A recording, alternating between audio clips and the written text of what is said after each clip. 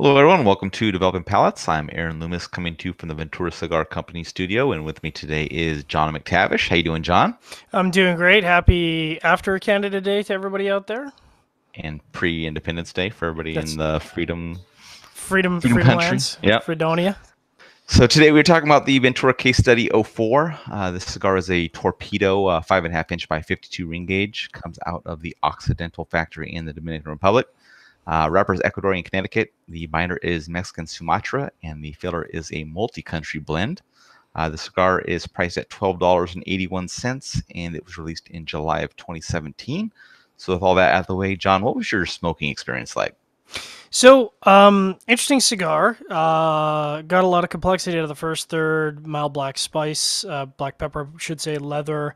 Some nice rich spices in the retrohale, a little bit of sweetness, chocolate, citrus. So, kind of a lot going on in the first third.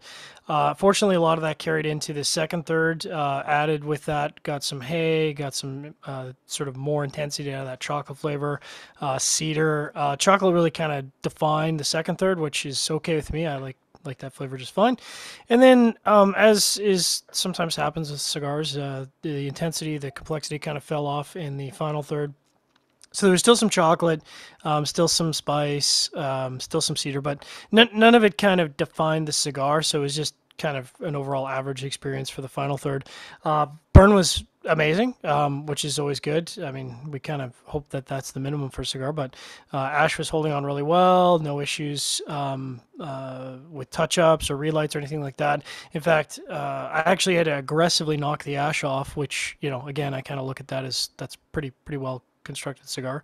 And I V cut it because it's torpedo, and I know a lot of people out there are like, "Ooh, can you V cut a torpedo? That's so scary." Ooh, yeah, you can V cut torpedoes. I've been doing it for like 4 years. It works Yeah. great, and I think again. To me, that's kind of the test of whether the draw is good. If you can V cut it and it draws well, then there you go.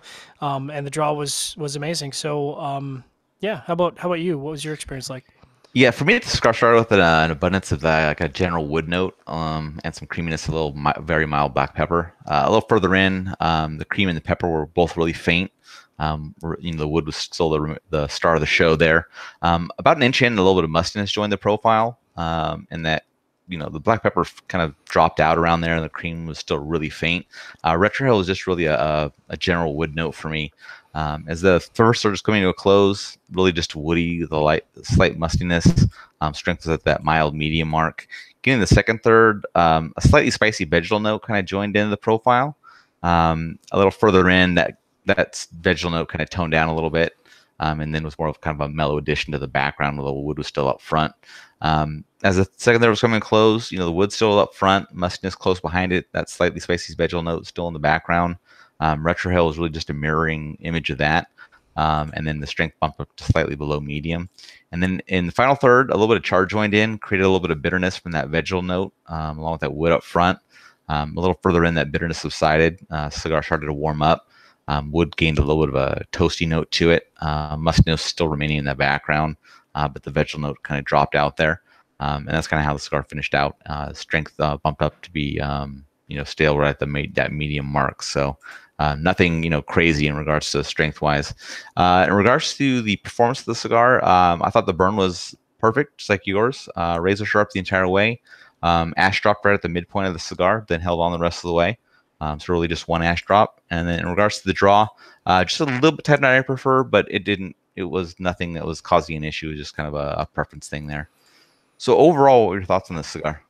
I thought it was good, and obviously we've been kind of reviewing a lot of Ventura case studies, and I think we've been fair with a lot of those cigars. I think up until now they've been pretty average. Now, my understanding is I think this falls into this sort of deluxe series of case studies, Right. and I think that shows. I think I would agree. This is definitely a step above the case studies I've had up until now.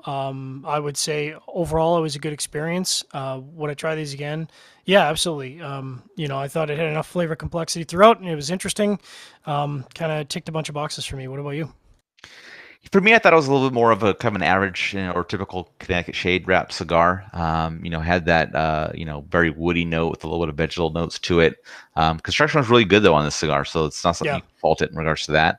I think this would be a perfect cigar for like a newer smoker, somebody that's wanting to get in with like a kind of medium bodied, medium flavor and low strength level. Yeah. Perfect construction, so it's not like they're gonna have to get turned off by construction on a cigar. They can just really just light it and go, kind of a thing. I think it's probably a good morning cigar. Probably pair well with coffee, things like that. But just for me, I felt it was a little bit too typical of kind of what that type of wrap cigar offers. So it wouldn't be one that I necessarily, this is what I'm going to go to if I'm going to go to a Connecticut shade. It didn't do anything to kind of move its way out of the pack for me to identify itself that way. So it's not a bad cigar. It just doesn't do anything to differentiate itself. I didn't feel. Your skirt was not blown up. Exactly. That's right. All right. So getting into the scores, you gave it a 6.82. I gave it a 5.60. How do you think that matched up with your experience? I mean, it definitely matched up with my experience. I said that both the strength and the flavor intensity of this cigar were definitely upmarket from most Connecticut shades that I've had. And I actually had to check at the halfway mark because normally I go into these blind in terms of the specs of the cigar. And I was like, is this a Connecticut shade? Because I just wasn't expecting that level of complexity and flavor intensity out of a Connecticut shade. Right. So I think for me, that score reflects that, because I think what we've seen with a lot of boutique Connecticut shades is that in order to get that flavor profile, they end up ramping it up with strength, or they ramp it up with spices or pepper. And to me, that's not what a Connecticut shade is at its core. So for me, I think this took Connecticut shade to a pretty cool place without bringing that boutique spice or pepper with it. Yep. Yeah, I thought it was an average flavor profile, but really good construction. That's what kind of helped it up above that 5 mark. But there's nothing. The cigar didn't do anything wrong. It was just fairly typical for what I get out of I guess a generalized Connecticut shade cigar. So if somebody handed me this to smoke, I wouldn't turn it down. I definitely light it up and smoke it. But I think if this is something I was going to be planning to smoke again, it would definitely be a morning cigar for me, and probably pair with some coffee just to kind of get that kind of a that low strength flavor, kind of that pairing type of performance and experience. So nice. Any other final thoughts from you on this one? I'm kind of interested to try some of the more deluxe range of case studies, because like I said, this ticked a lot of boxes for me. So hopefully some of the other deluxo case studies do as well. Exactly. All right. If you're just catching this video on YouTube, be sure to subscribe to us. But also check out the full written review on the website, developingpalates.com.